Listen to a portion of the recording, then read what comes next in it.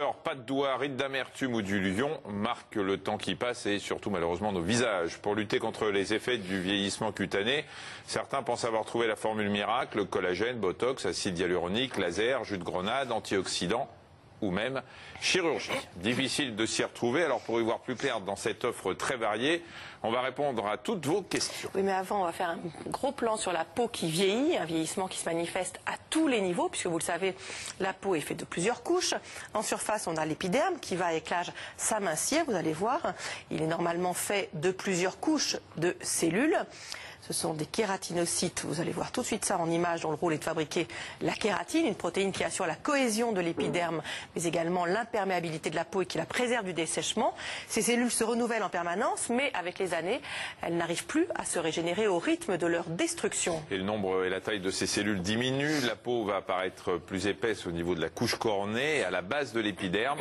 L'activité des cellules qui produisent la mélanine, ce pigment qui colore la peau, est moins bien régulée.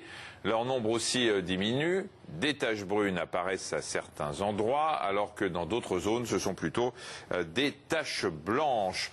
Le derme, lui, diminue de 6% d'épaisseur tous les 10 ans.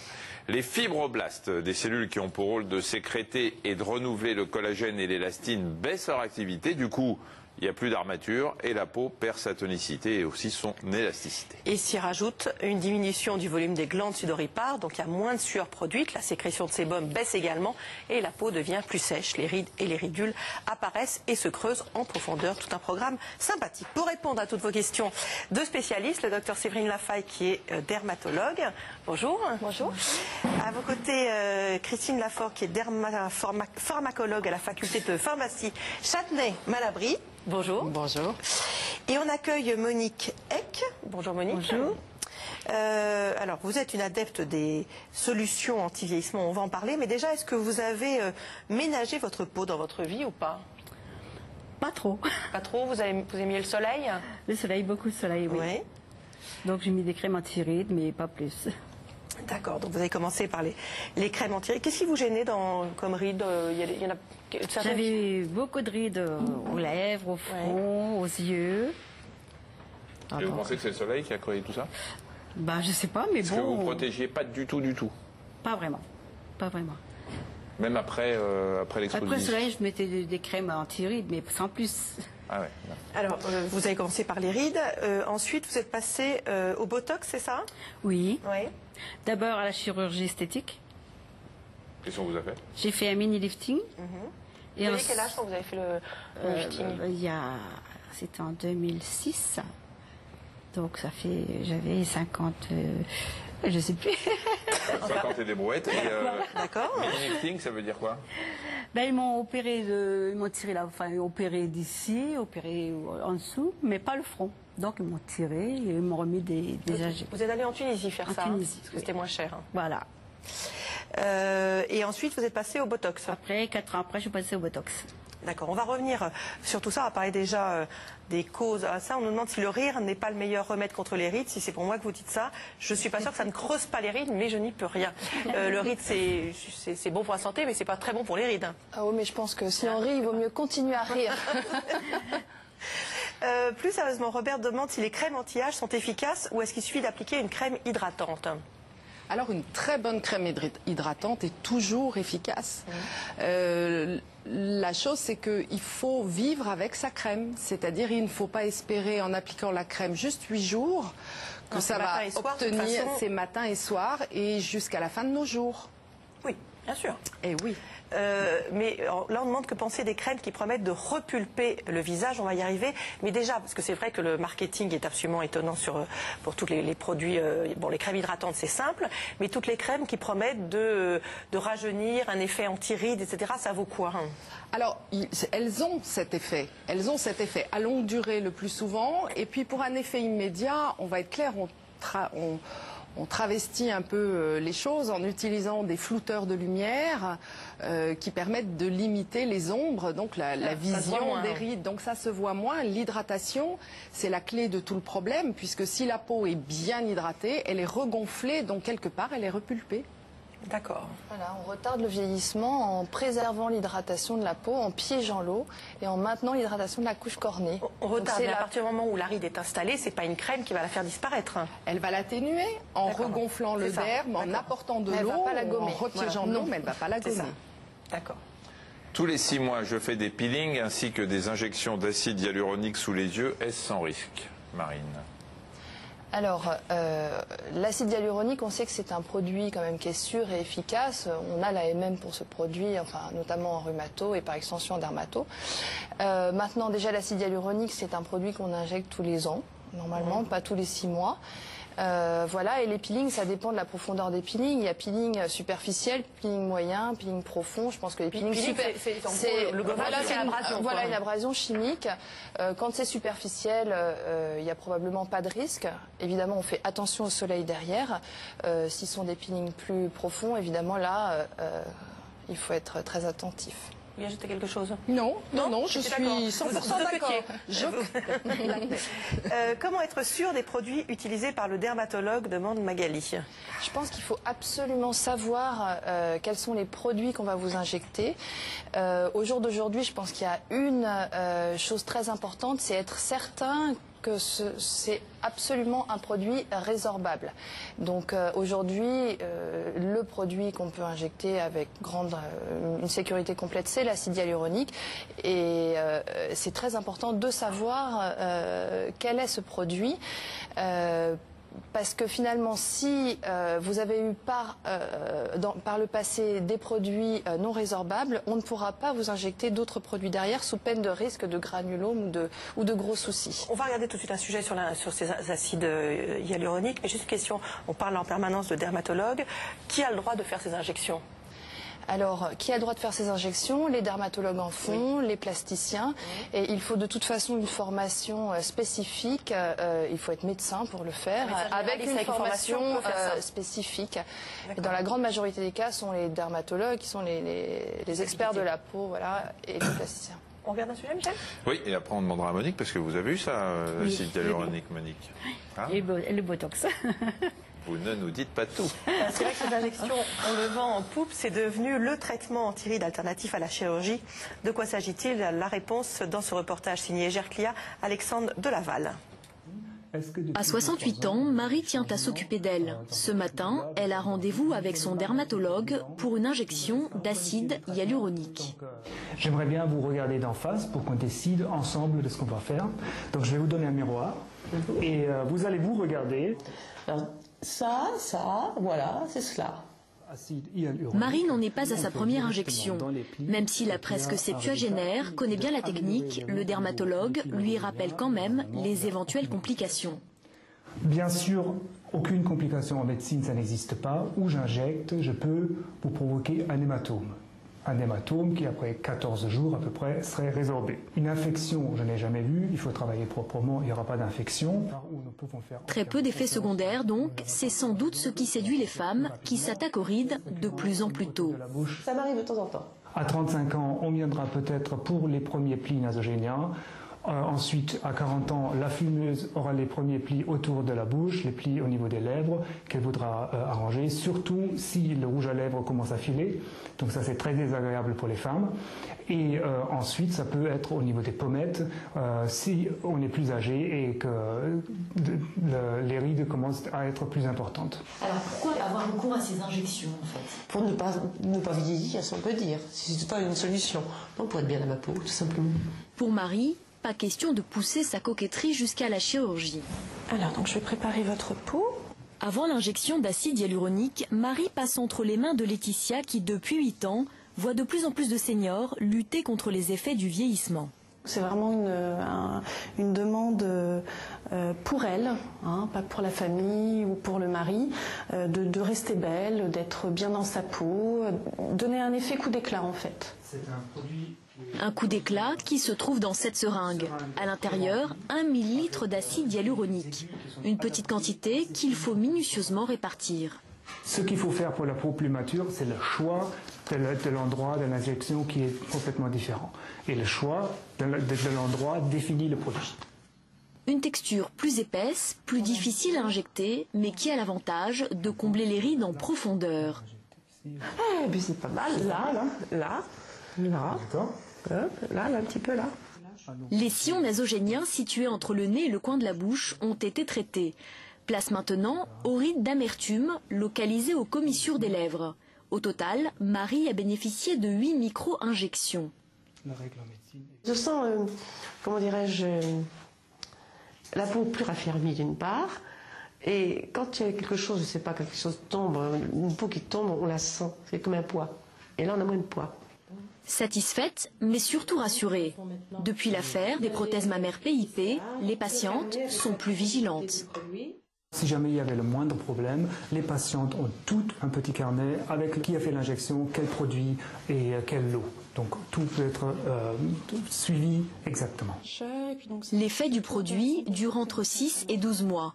Pour les prix, comptez entre 250 et 400 €, selon les dermatologues et les zones à traiter. Jacqueline nous dit qu'elle a fait des injections d'acide hyaluronique et de la lumière pulsée pour très peu de résultats, mais quand même 3 séances pour 800 €. Une des raisons, Monique, si vous êtes allée en Tunisie, c'est parce que c'est moins cher. Est-ce qu'il y a des conseils quand même à donner pour ce tourisme esthétique qui parfois peut se révéler, on imagine, peut-être moins sécurisé?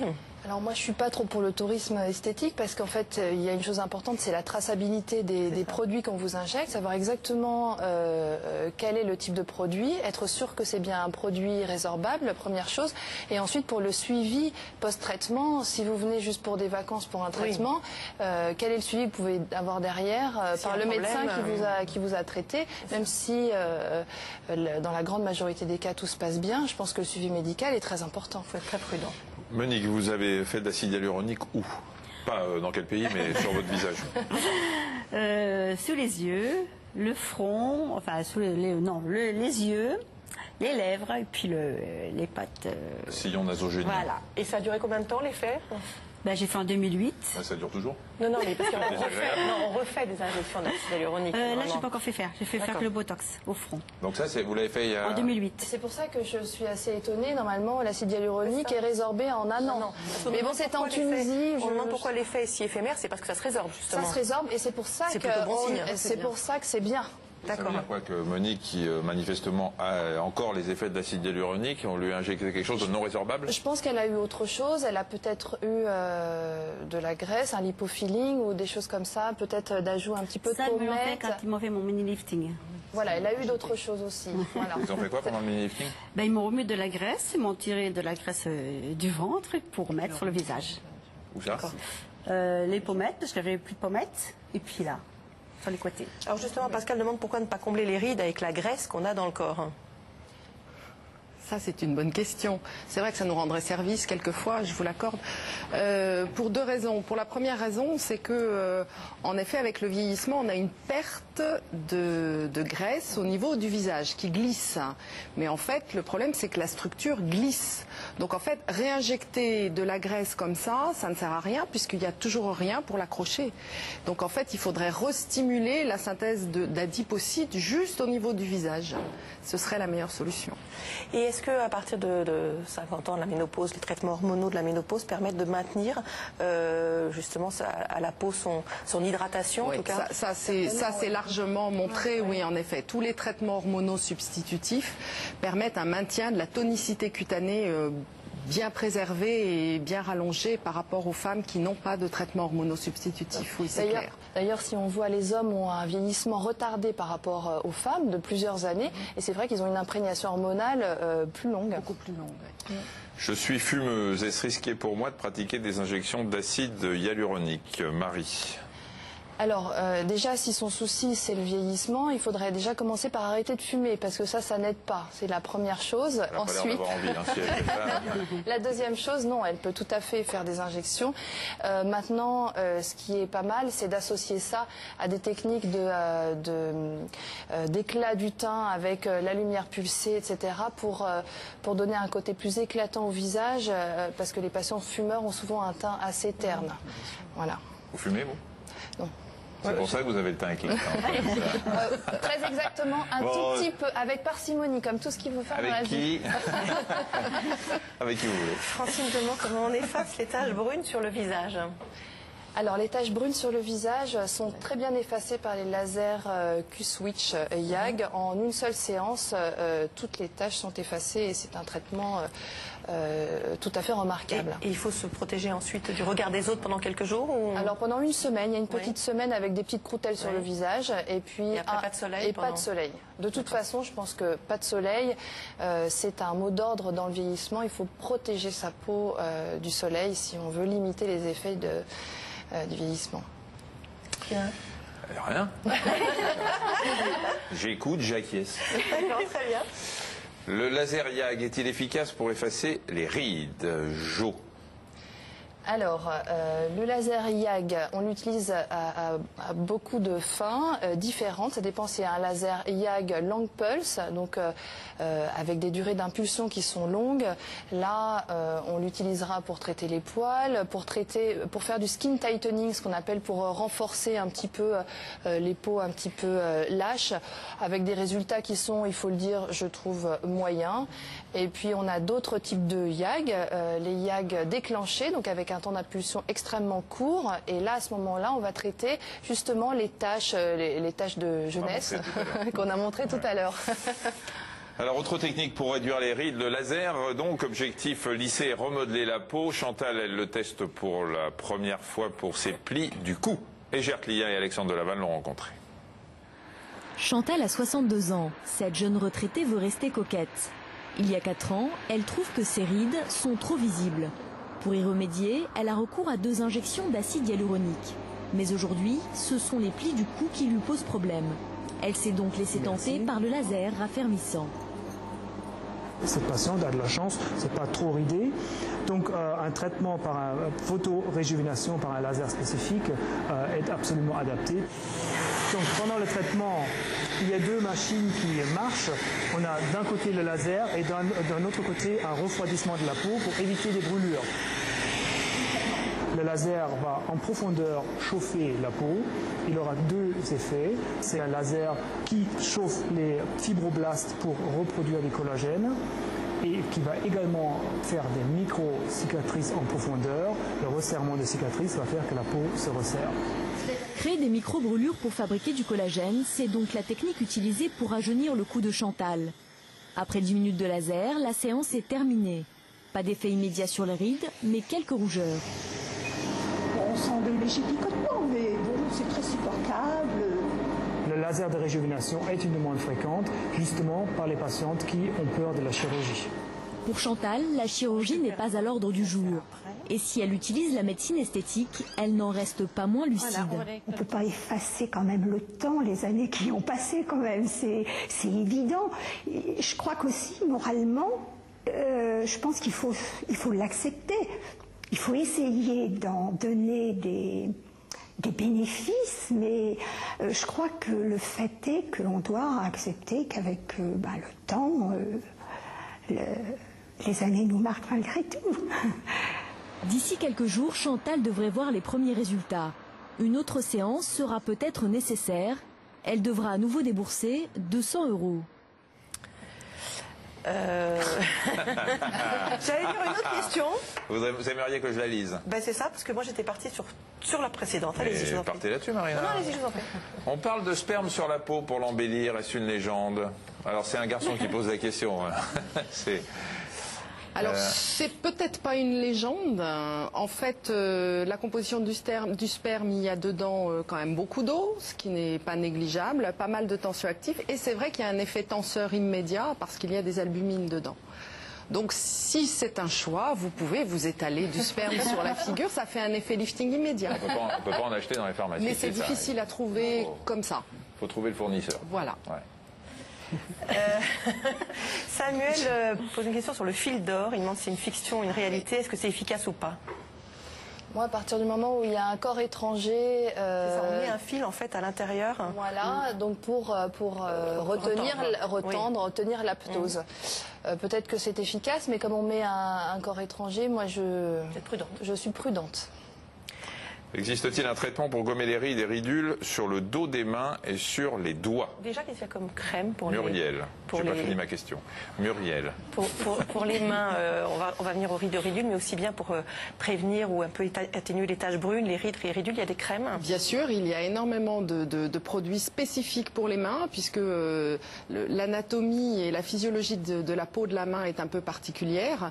Donc c'est vrai qu'il y a des produits spécifiques, il y a des produits protecteurs UV.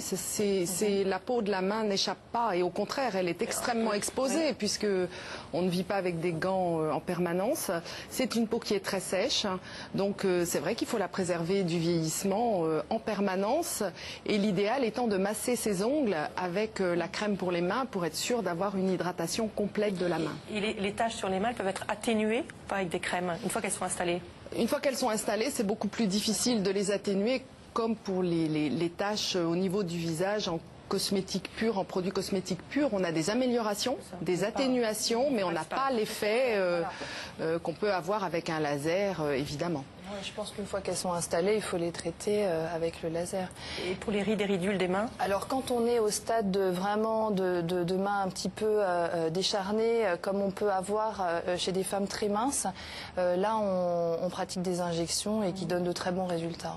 De produits résorbables toujours, évidemment. Faisiez attention au maquillage, Monique, vous? Je ne me maquille pas beaucoup. Donc... On vous a pas dit, après tous les traitements que vous aviez, qu'il fallait éviter certains produits? Non, non.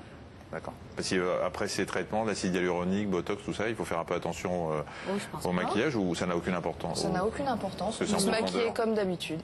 D'accord. Alors le maquillage est-il mauvais pour la peau ou la protège-t-il du vieillissement? Non, je pense, c'est ce que j'allais vous dire, beaucoup de produits de maquillage étant couvrants, ils sont d'excellents protecteurs solaires. Donc, quelque part, ils participent à une prévention du vieillissement cutané, évidemment. Le laser, vous n'avez jamais essayé? Non, pas encore. Ah, pas encore, vous avez envie? Pas encore, vous avez envie ou Peut-être, ouais. Vous allez faire ça? Mais Monique, elle a fait pas mal de trucs. Hein. J'ai noté, vous avez fait mini-lifting, injection de graisse, injection d'acide hyaluronique, injection de Botox. Ça fait beaucoup. Hein. Oui. Vous auriez dû faire une greffe de face, ça aurait été plus rapide. Hein, parce que franchement... J'ai vu ça l'autre jour, oui. Ouais, hein. Mais ça va pas bien, Michel? Non, mais c'est une boutade. Ah ouais. Oui.